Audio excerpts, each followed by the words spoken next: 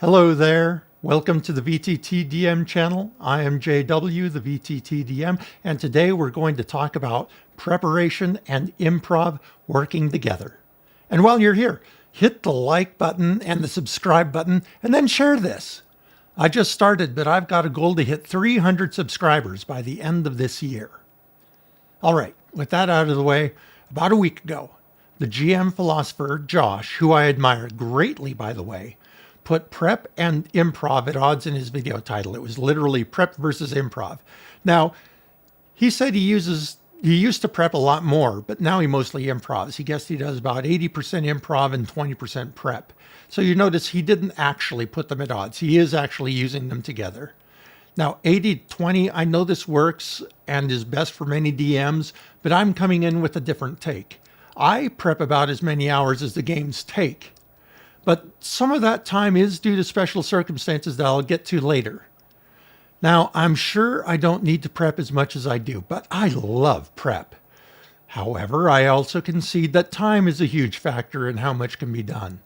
For example, I've got a wife and 2 special needs kids, a day job, but I work from home, so I'm also a house husband.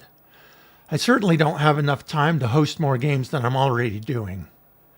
Now, not everyone can spend this much time to prep for a game, but when I've prepped, I always feel like I can handle anything that comes up. I can improv anything. As DM Timothy dropped in a Discord, prepare to improvise. So, how does preparation make improvising easier? Well, there's this great quote from Dwight D. Eisenhower about planning for military operations. It encapsulates this perfectly. Plans are worthless. Planning is everything. Plans are worthless. Planning is everything. Now, you will always have to improvise about 80% or more of your session. Preparing with a plan, especially if you've given your players agency, is great. Here's another military maxim. No plan survives first contact with the enemy. Once that game session starts, any plan you had in place is going to get thrown out the window. Unless you intend to railroad the hell out of your game, that is. However, the act of planning, aka preparing, aka prepping, helps you understand what the overall situation is and the moving parts. You know the landscape, what is happening in the rest of the world, the personalities of the important PCs. You might have even thought through multiple paths the PCs can take.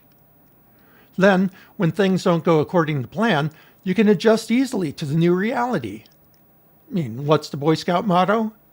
Be prepared. But let's look at time again. You can almost never prep until you're comfortable. Make peace with that. Recycle material to reduce that prep time. You can always reskin and retask encounters from previous sessions that you prepped but didn't use those things. Now, from time to time, in small doses, you might want to quantum ogre an important thing. But warning, don't do that too much. Player decisions need to have honest consequences as much as possible. And, of course, only do as much as you think you can handle or want to handle. Now, this is where a lot of DMs choose to improvise from scratch rather than improvise from knowledge, and that's totally legit. There's nothing wrong with just making stuff up. That just happens to not be my style of play. Now, remember, I mentioned some special circumstances that extend my prep time. There are a lot of non-story, non-NPC related things that happen as I prep for an online game.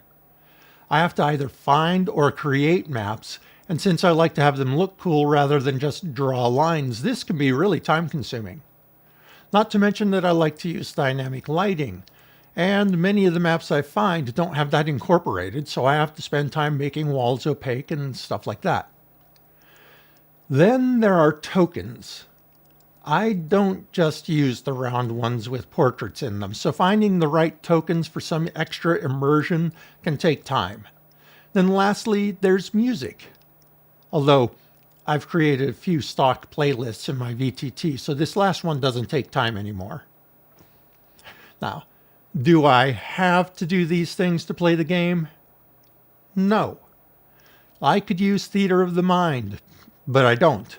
But even in theater of the mind, we all need to have stat blocks prepared ahead of time. So that's some extra prep.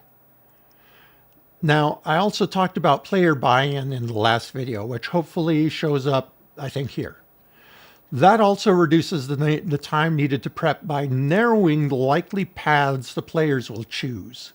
Want to narrow that down further? Ask the players at the end of sessions what they plan to do next, and then focus your prep on that. This is very important for times when you know you won't have a lot of time to prep for the next session. And, as Luke Hart at DM Layer has said, there's nothing wrong with reminding players of what they said they'd do, and that's what you prepared, and that it will make for the best gaming experience if they would please use that. You can ask them again, I'm either making this up from scratch or you're going to do what I've already prepared. But player agency, right?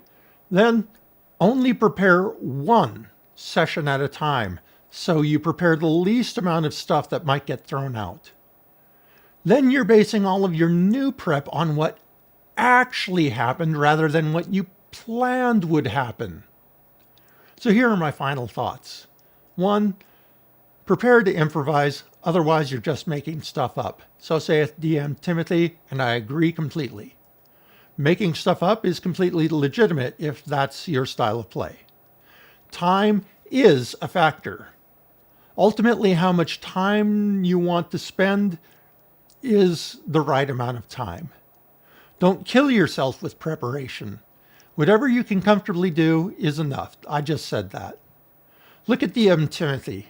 8 games a week, several videos a week, and a goodly sized family, including pets.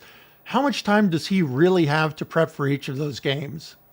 Or look at the GM philosopher, Josh. He put out a video every day for the longest time. I'm not sure how many games he has, but it's more than one. Considering how long it takes to shoot and edit plus his games, how much time does he actually have to prep? So find your sweet spot. It's certainly not all one or the other. Josh never said that. Just remember, it's what you feel comfortable with that you can do without stressing out. Remember, I like to prep a lot because it helps me improvise. You'll find your sweet spot. That's it for me. I've put links to the GM Philosopher's video below. I'd like to know how you balance prep and improv. Tell me about it in the comments. And if you liked even a single sentence in this video, please like, subscribe, and share it.